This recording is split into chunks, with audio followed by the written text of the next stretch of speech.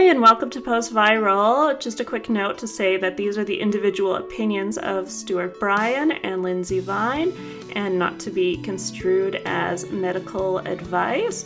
For personalized care, please talk to your healthcare provider. Also, just wanted to say that we're aware that the sound quality on my end is not up to our normal standard, and I apologize for that. I'm cat sitting, and the internet connection is not as great, but I hope you guys still enjoy the episode.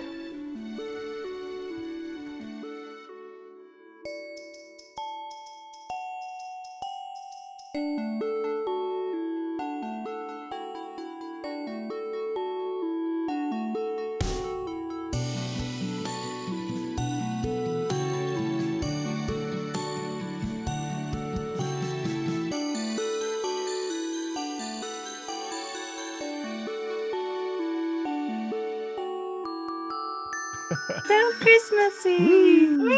I love it. And a happy new year. Yay! Aw, hi, Stu. Hello, happy Christmas festive period to you. So how are you doing, Lindsay? I'm good. I'm okay. Sounds convincing. Yeah, well, it's been a bit rough. I got a flu. It's been a lot of little setbacks. Yeah, December's been hard. It's one of those things. December's rough, isn't it? Yeah. How are you doing? Yeah, same. I mean, winter is it's tough. It really is tough. I don't know. It's just like the lack of sun or the cold, but it's bugs as well. Yeah. That's so much. Yeah. I similarly got a bug. I think I overdid it one weekend, and then the kind of flare up led into an illness, and just struggling to get back to baseline and where I was before. And within that, had to like say no to a couple of events I'd have loved to have gone to, like a 30th birthday and an engagement party, which comes with all the fun guilt as well. Yeah. I know. And there's like this whole other factor that we haven't even talked about, which is like this COVID fear, which is like always on my mind, is like this fear of getting COVID. And it's like so hard to get away from that anxiety. Yeah. And even though I'm like so careful, still got a flu. And of course I thought it was COVID. And I realized it's also like a little bit of PTSD, because like in the past, getting sick has meant like months of being sick. And when I was first sick, it was like the first 3 or 4 months, I felt like I just had the flu essentially. So yeah, it's like, oh God, is this happening again? Yeah, if you are out there struggling too, we're with you. Yeah. Solidarity in the winter months. I know we've had listeners from New Zealand, Singapore, Trinidad, Tobago. It's amazing. So you're probably listening in the sunshine right now, but us in the Northern Hemisphere, it's the struggle is real. Yeah, it's really hard to heal in the winter. Really got to prioritize feeling cozy and warm and just taking care of yourself, because it's hard to push. Which is a nice segue into what we're talking about today, the P word, bit of pacing. Pacing. Yeah. So important. So hard. Absolutely. Yeah. I mean, I just don't really think anyone can say they're great at pace or like get pacing right all the time, because it is in itself almost like a trial and error, because your body keeps changing, hopefully getting a little bit better. And so almost your pacing within that, it has to change, and you have to push yourself a bit sometimes, and you have to probably do less at other times, which makes it incredibly challenging and so frustrating. It is crazy. And then when you're like, oh, you should just listen to your body. I remember so many times being like, what does that mean? But listen to your intuition. It's like, well, sometimes it's saying I can do it, and then and then I'm wrong. Yeah, exactly. But yeah, I think we want to say as well, before we dive in, that the way we're working through this series is that there's no silver bullet for chronic fatigue, but hopefully all of the things we talk about, so rest and sleep and pacing and some of the things we're going to be talking about soon, they will all add up, even if it's just 1% improvement in your health. Yeah. Those little small incremental improvements hopefully will add up over time and make a little bit of difference. Yeah. I know these are really the basics that we're covering right now, but I promise it's going to get juicy in the future. Oh yeah, got some exciting topics coming up. So let's, just in case people don't know what we're talking about when we're saying pacing, what do we mean by pacing exactly? Yeah. So for me, my understanding of pacing is what can you do without feeling any worse for doing it? And that is both in the immediate term, so without feeling kind of symptoms coming on as you're doing whatever activity, but then also the joy of chronic fatigue in the longer term. So you don't want to really do a lot, feel great, but you've actually overdone it, depleted your energy stores, and then feel worse in the aftermath. So the day after, or as we talked about last time, the day after that, sometimes that kind of delayed post-exertional malaise that comes with chronic fatigue syndrome. Yeah. Does that resonate with you, Lindsay? What would you say? The word that a lot of, I don't know, we talk about in CFS health and all those things is finding your baseline for pacing. So your pacing baseline is just like you said, the amount you can do without feeling worse the next day. And it's really hard sometimes to figure out what that is, because sometimes you're like, oh, I thought I could do that much yesterday, but then the next day, there's other factors, so you can't quite do as much. But there's an approximate number of things you can do in a day, or steps you can take, or amount you can socialize. It's a lot of different aspects of life, so you kind of have to figure out like an overall picture of what your days look like and how much of each thing you do and how much works for you at this moment. Does that make sense? Yeah. I like as well, Sarah Myhill, Dr. Sarah Myhill in the UK is quite a big name in the fatigue space. And she talks about, it's a quote from Dickens, actually, Charles Dickens, David Copperfield. There's a character called Mr. Micawber, who's quite a miserly character.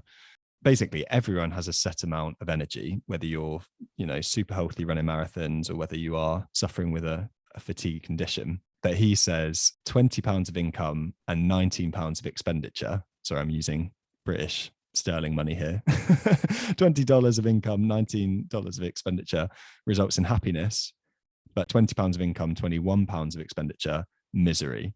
And that's kind of the idea of pacing too. If you have a set amount of energy, and if you're going over what you have, then you're going to ultimately end in a deficit and feel worse. If you can spend less than you have, all of that excess money or energy in this case can be put towards healing. Break the push crash cycle that is really common for people with chronic fatigue, where when you overdo it, you use up all your energy and then you experience what a lot of people tend to call a crash or a flare up of symptoms, where because your energy is depleted, then you're kind of running on empty and you are really feeling pretty terrible because of it. And so the idea with pacing is that you're not pushing and then crashing and then pushing and then crashing. Actually, you're steadying out, you're healing in that time, and then you can slowly build up. But trying to stay within your kind of energy envelope. Sometimes it's talked about the amount of energy you have. Yeah, or your bubble, or your energy bubble. Yeah, or your spoons. Your spoons. That's true too.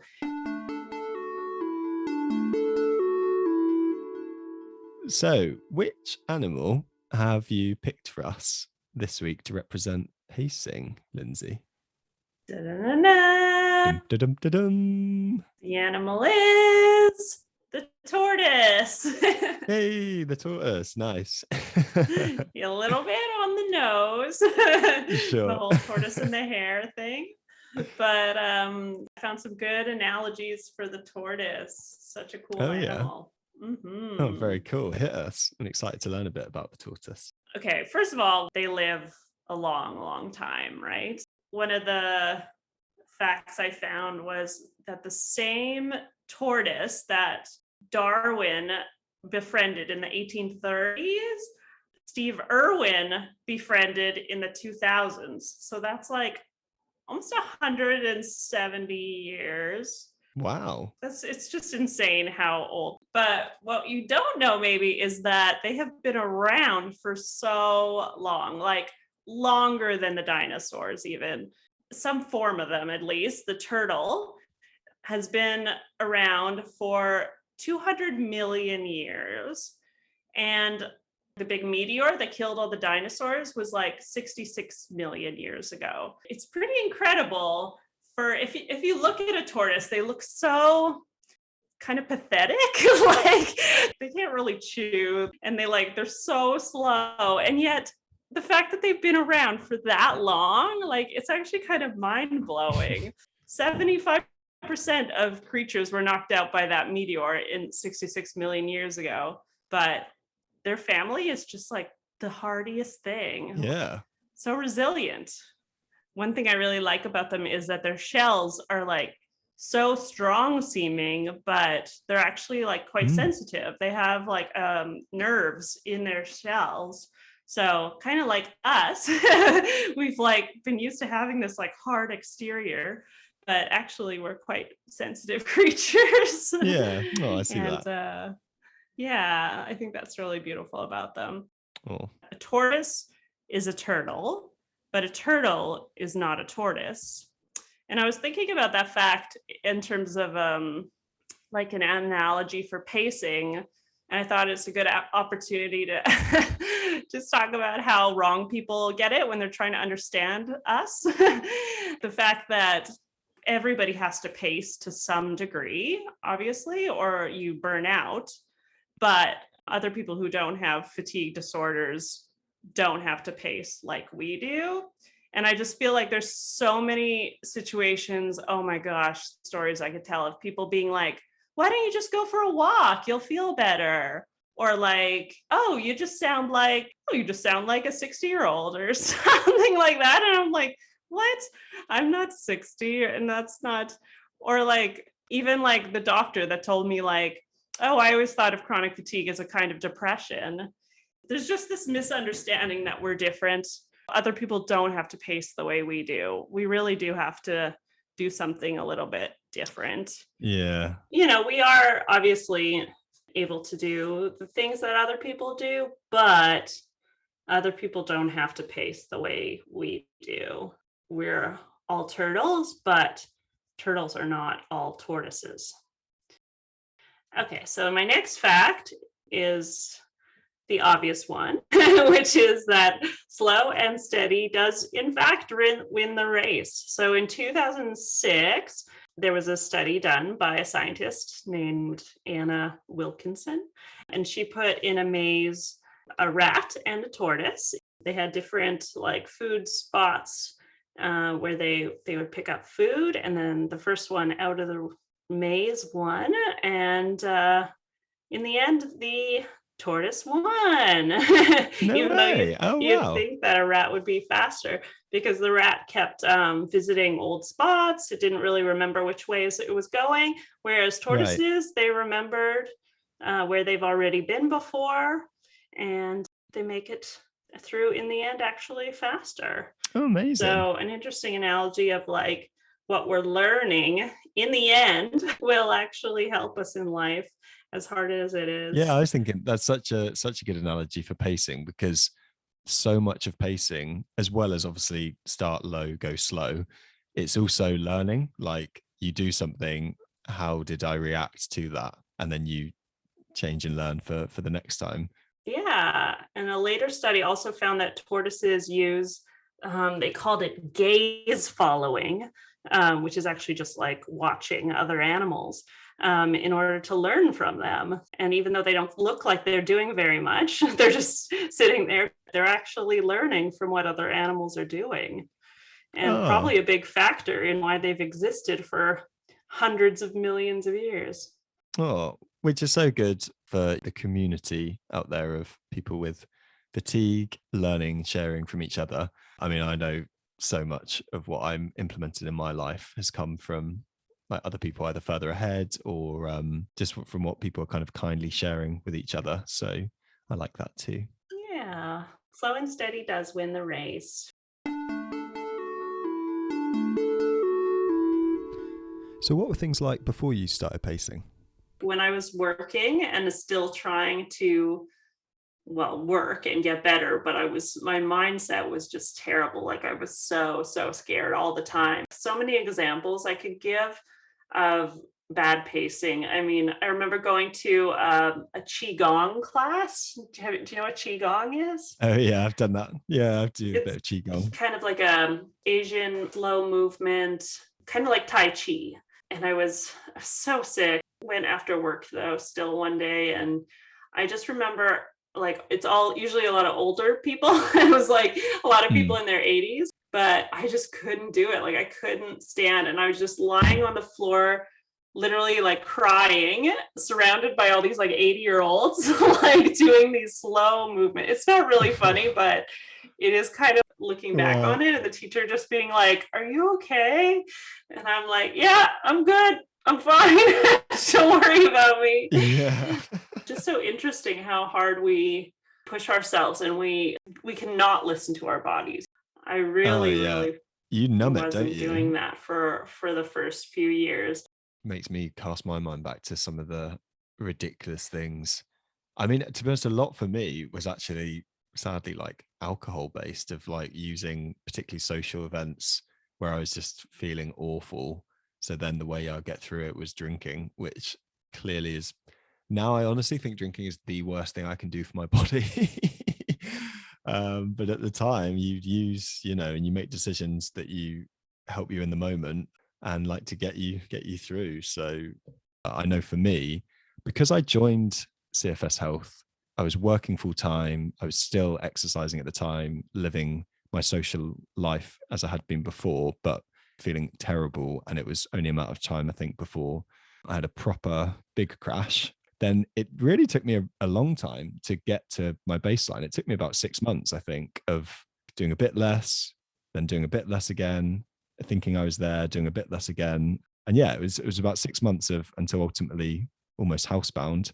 Before then I was like, right, I now feel pretty consistent in myself. I don't feel like I'm doing things and getting worse. I can start to build a little bit from here. You were talking about, you make a list of everything you can do without feeling worse, without feeling post-exertional malaise. How did that look like for you then, when you started with pacing versus, I suppose, where you are now with it?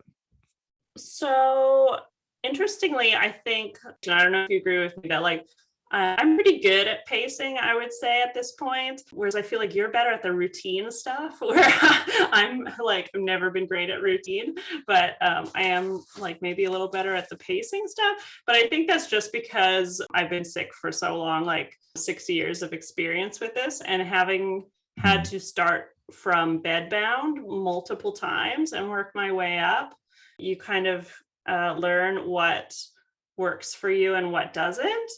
Yeah. In terms of how I started, I think I talked about in the first episode how I had to start with like peeing in a Tupperware beside my bed and eating cans of tuna beside my bed, because you shouldn't really be living alone when you're bedbound. It's ridiculous that I did that to myself. But luckily, I was never bedbound for long periods at a time. I was able to work up quite quickly out of that into like at least being able to move around the house. Oof. So I practically, I kind of wrote that list of like, all socializing, I think I can do like 2 hours maybe. Actually, it turns out Okay. I could do a lot less, but I do like socializing, cleaning, cognitive work on screens, walking, the physical activity things too, chores, that kind of stuff. And Mm-hmm. I made that list, but I just assumed that my baseline would be symptom free and that I would get to a Mm, place where I actually felt fine. And then I would start building up.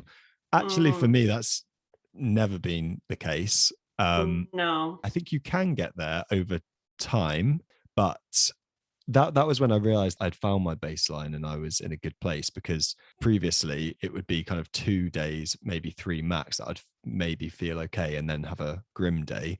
But then I was like, oh, the okay days are like, obviously you have symptoms on every day, but I'm having more and more and more, and maybe even like a week at a time of like feeling okay. But then Mm, within that, you're then like, maybe I can do everything. Right. So you Yeah, you really gotta be have to, careful. not get carried away. And there is that tendency, isn't there, to on a day you feel okay, be like, right, I've got a massive to-do list. I'm going to crack on and do everything, which just Yeah. isn't a good decision long term, sadly. No, you learn that doesn't end up like getting you very far. So how do you deal with the almost like the challenge of pacing? There is a whole other aspect of pacing, which is the mental side of it that we have to be aware of. Really, if you're not pacing, it's hard not to be symptom focused, right? So when you're pushing and crashing, you're going to be symptom focused because you're so aware of how stuck you are in all these symptoms. But when you are pacing and staying in your bubbles, you're able to like be wellness focused more. So I think that frame of mind is like a big shift that helped me get into pacing. Also looking at it, as I've said before, not as a problem, but as a challenge. Like, True. How can I do this? How can I work my way up instead of being like afraid? Like fear really holds you back with pacing. And once I realized how much my fear was holding me back, I think that was a big step in terms of being able to increase my steps over time.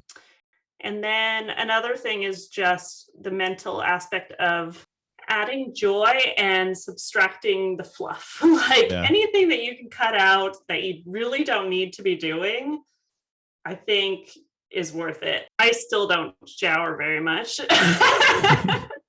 I take baths, but certain things, cleaning and stuff that takes so much energy, if you can A, ask for help, or B, you're able to, just do less of it, or, pay for help also if you can afford it.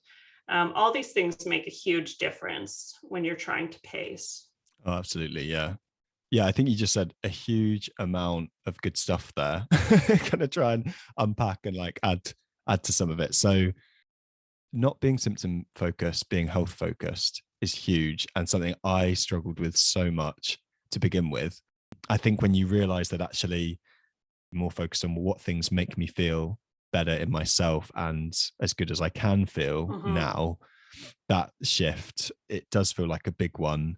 And then the activities that you can do that, won't make you feel worse, that will actually contribute to feeling good. But then also what you're saying, like I definitely got to a place when 6 months of going less and less activity, less and less.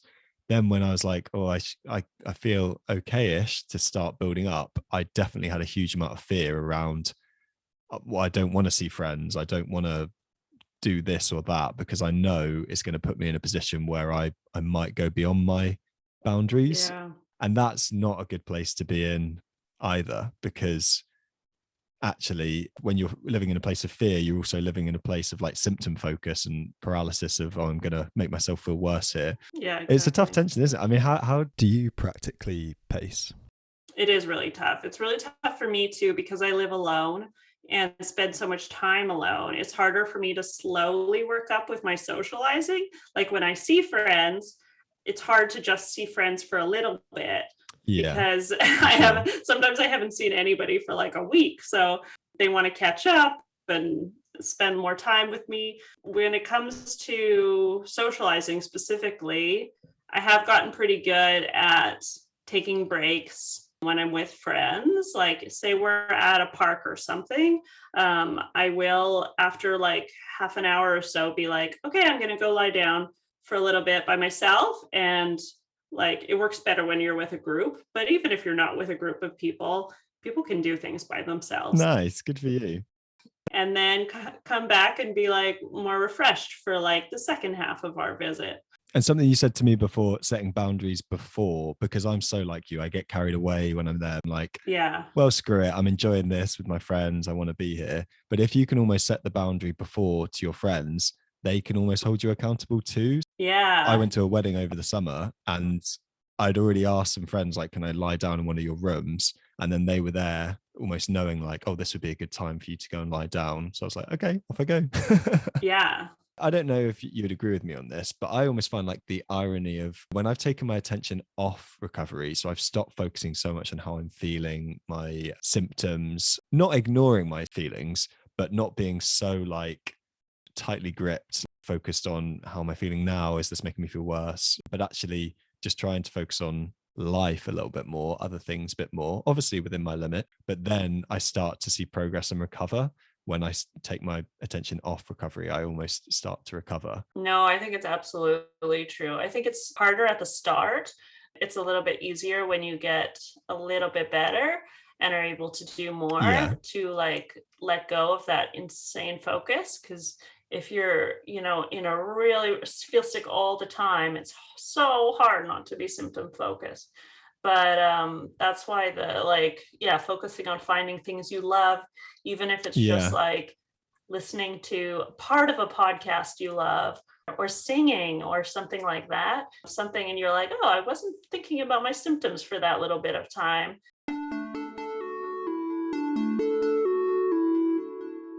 So let's talk now a little bit more about the mindset aspects of pacing.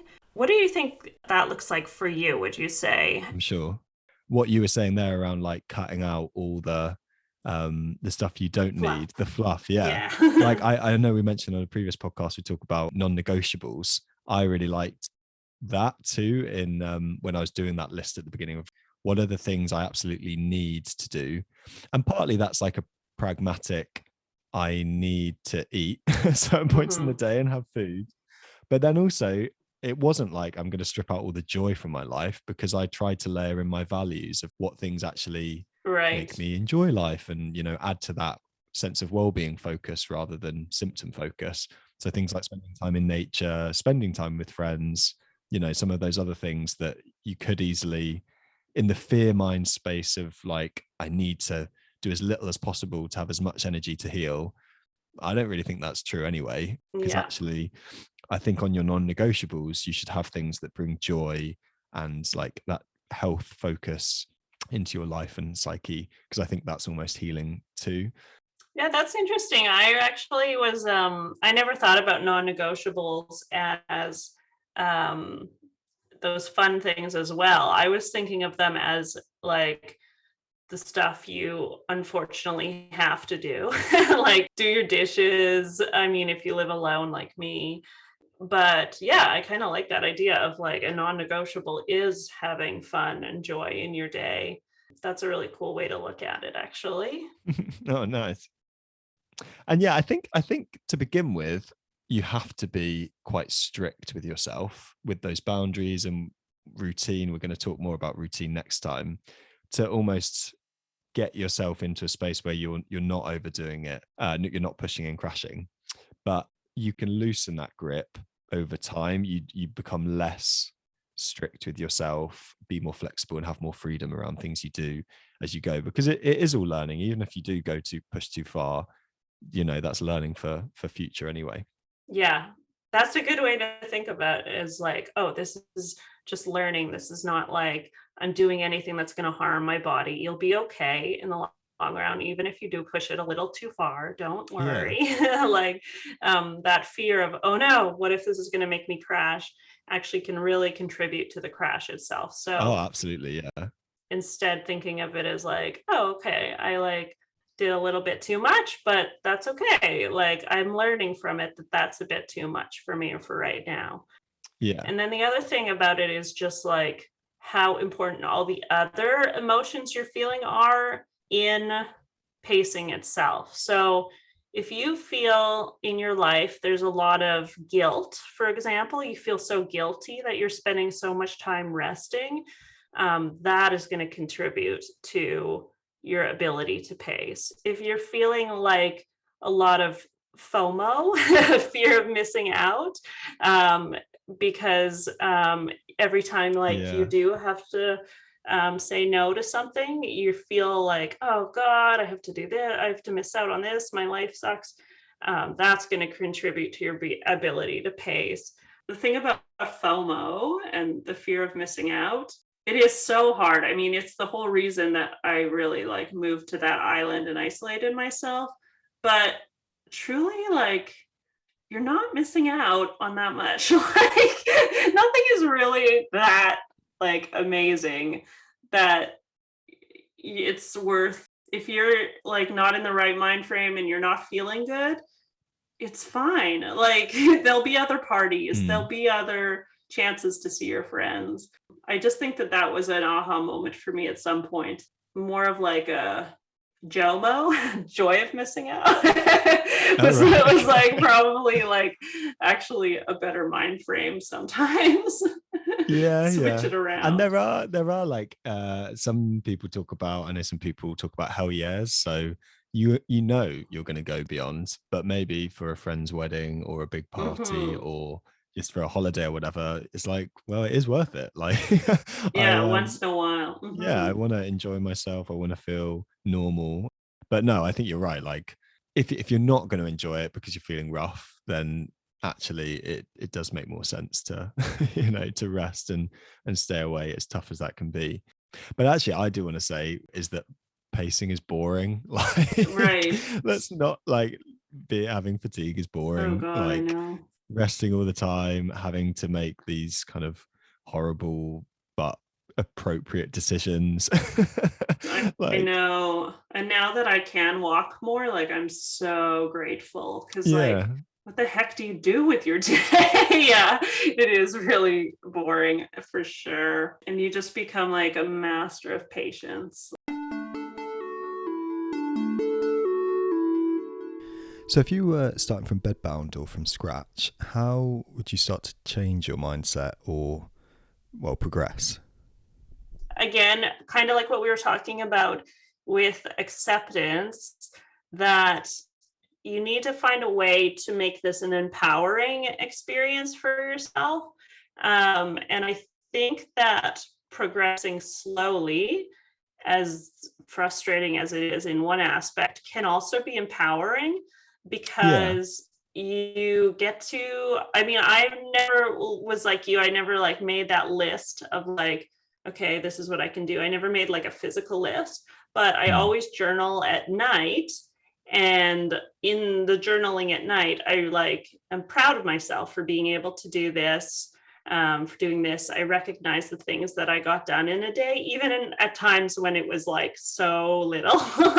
Yeah. Like, so it's pretty similar, but instead it's just like end of the day kind of reflection of like, cool, I'm noticing these little differences and being aware of them, it makes a huge difference too. Yeah. I mean, I think, yeah, people with disabilities and chronic conditions, I think you have to be a chief problem solver, don't you? You have to be super creative to work out how to do things the world deems seemingly normal, but find out like, how am I going to be able to make this meal for, a group of people or whatever?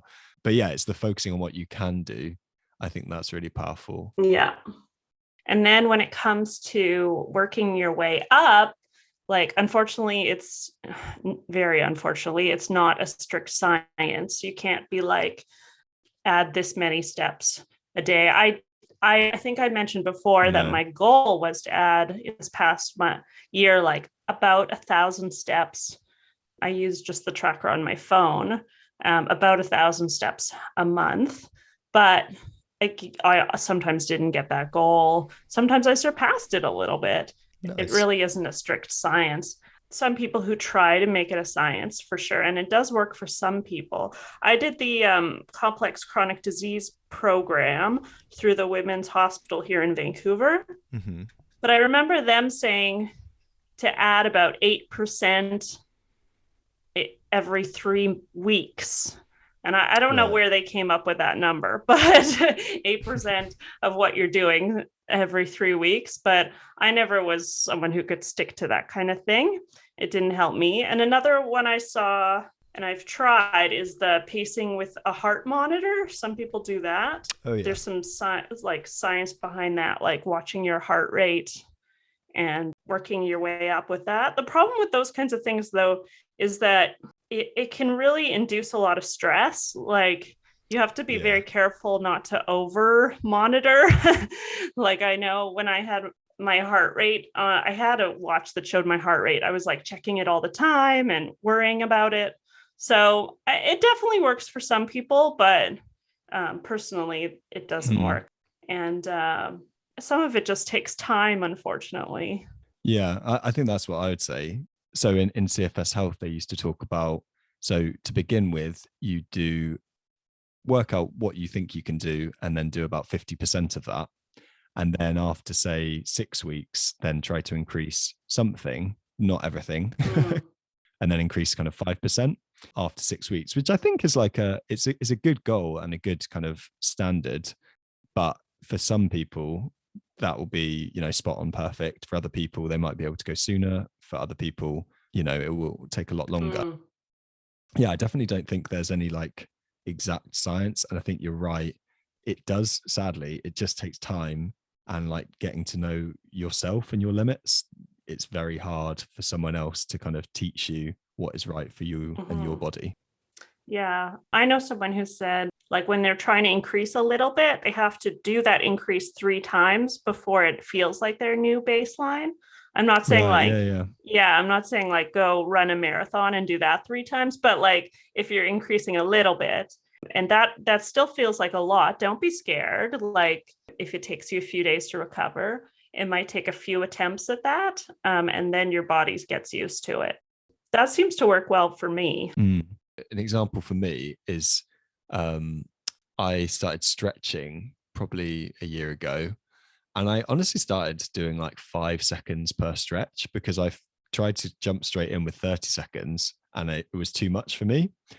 And so then what I did is I started with 5 seconds and then I would add 1 second to each stretch a week, which when you think about it, it's like, that's nothing. But actually, I now do 30 seconds of like the different stretches every day.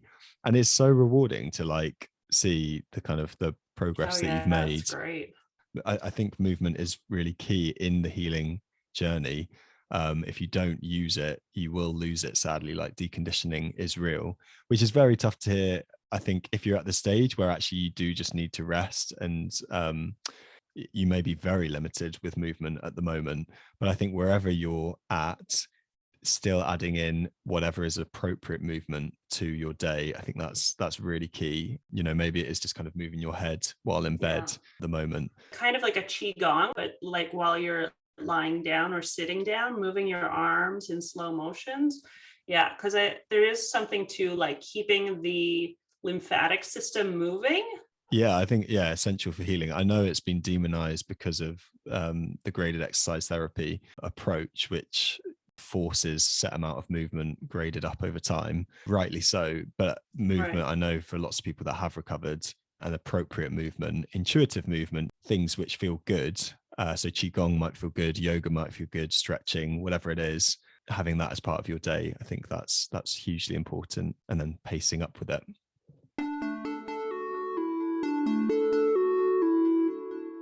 All right, I think we can go into tips now. Cool. Yeah. Tip number 1, audiobooks over reading. Yeah, that's really easier for the brain for sure. Yeah. My tip number 1 is ask for help. Oh, definitely. Someone as independent as myself, it just kills me sometimes. Even when I had the flu last week, I finally was like, ugh, and I just texted my friend and I was like, can you just order me some delivery food? And she's like, yeah, what do you want? Just that made my life so much easier and less stressful. Just one little text. Yeah, it's just like ask for help. People want to help you. Yours is so much deeper and better than mine. Well, I just like it's just the number 1 for me, but there's a million little I didn't ones. order mine, that's why I promised. Yeah, I know. Okay, so my next one, I don't know, there's no hierarchy to these, but bulk cooking. So when you're making dinner, save it for lunch and for dinner the next day, or if you can bulk when you're having a better day, do that for the rest of the week. That's a good one, I think. Yeah, absolutely. I had that on my list too. Nice. My other big one is watch out or limit your time with, I made an acronym with neons. Okay. Neons, NEONS, are not easy on the nervous system.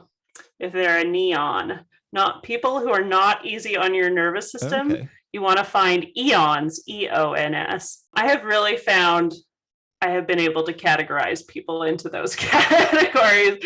I have people in my life who are not easy on the nervous system, and I really do limit my time talking to them because they take a lot out of me. And some people are just like really relaxing to be around, and some aren't.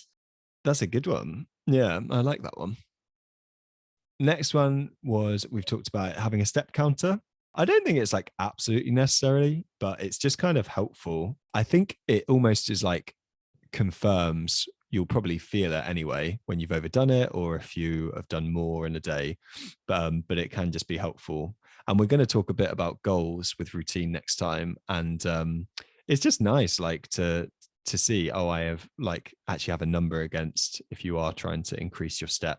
Yeah, seeing your progress, I think, is really good. What's your next one? If you live in a house that has stairs, I know stairs can be a huge thing for a lot of us. I think one thing that really helped me, and it just takes a lot more like thinking and organizing, is like bring everything you're going to need for the day downstairs in one go. Oh, if you can, that's great. I'm cat sitting right now at the house I'm at. I'm like, okay, what am I going to need for the day? It limits how many trips up and down I have to take. Preparation. It's kind of like with your cooking for the week.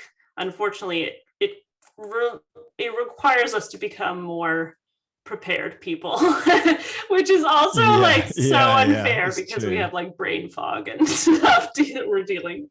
That's what I was thinking. Yeah, my brain fog in the mornings is at its worst. So like, but almost then again, you're like, okay, if in the morning I'm not great, can I the night before think about what are the kind of things that I need for the next day? Getting creative. Yeah. If you can, obviously it costs money, but if cleaning is a real challenge, then having a cleaner, obviously not necessarily regularly, but just once in a while, if that's something you want. Yeah. Sit on the toilet while you're brushing your teeth. Oh, yeah, that's a good one. Nice.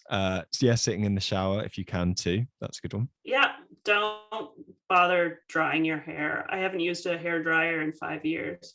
It's so much energy. Just wash your hair in the morning and only when you have to. I do it once a week, honestly. Yeah, nice. Next one, we've kind of talked about this, but like telling friends in advance about boundaries and rest. I think that's a good one before you do anything. Yeah. Sitting also while you're doing your dishes. That was huge. Oh, yeah. Huge for me. Bringing a chair up to your sink, sitting while you do your dishes. Nice. Sitting while you're chopping your veggies. You can do that sitting down too. Or you don't have to be standing for that.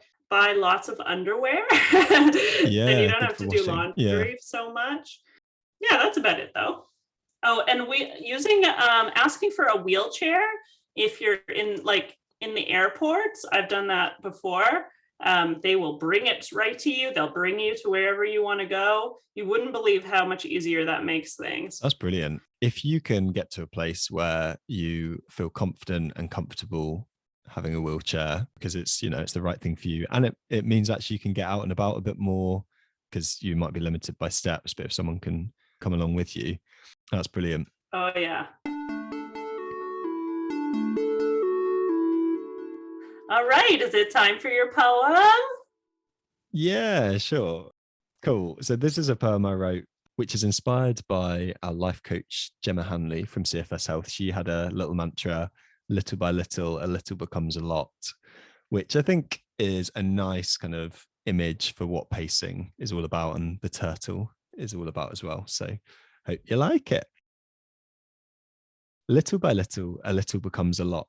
One small step forward, and that's enough. To alter the outcome, change the course. Direction is greater than sheer brute force.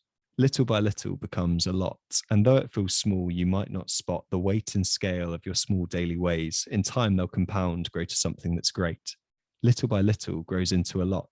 A pot that's watched may not grow hot, but if you look away a while and kill some time, loosen the grip, let your focus grow mild, the temperature climbs, slow and true.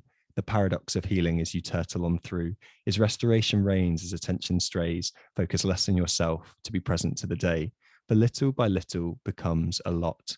When times get tough and you're knocked off course, despair and grief and that sigh so deep that no one else hears or sees how bleak, you pick yourself up through gritted teeth. Progress not linear, you'll pray and repeat.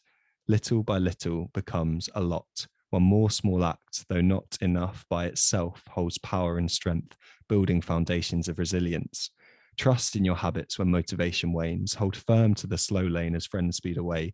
The you of the future is cheering you on, beckoning you forwards across echelons. Though it's tough to see progress in the mire and the mud, if you pause on the road and lift up your head, you'll see little by little has grown into a lot. You've come further than you could have ever thought. Oh, wow. I love that so much. Oh, I'm pleased. I love that idea of like, you of the future is cheering you on. I love that line. And I love that you incorporated a turtle. Yeah, turtling through. Turtling through. I think people will connect with that because I really did, for sure. Oh, cool. But yeah, it works wherever you're at this holiday period. Hopefully what we've talked about today, I suppose as relevant as ever, really, of going easy on yourself and pacing during this time. Absolutely. Absolutely. And I almost feel like December should be a bit of a free pass too. Like I've definitely eaten so much worse and maybe haven't been quite so strict with certain parts of my pacing. So yeah, go easy on yourself. There's always next year. Yeah. Hopefully next time we'll be talking about routine and goals, and fingers crossed it will be coming out at about the time of the new year. So a nice time to think about goals for years as if planned. Yeah, that's wonderful. Yeah, I'm going to start thinking about my goals too for the next year. Yeah, need to. Yeah. I have some pacing resources that I found helpful. We can put them in the show notes. Yeah, I mean, do you think that's helpful? Yeah, and I mean, Toby has a video on pacing, and I think Miguel he's got one a nice too. one on the pacing pendulum. I like that one. An active health clinic actually in Australia, they have a really nice traffic lights system for your activities with pacing. That's a good one that I liked early on. So I mean, we could add those. Cool. Okay, well, thank you for listening. We really appreciate it.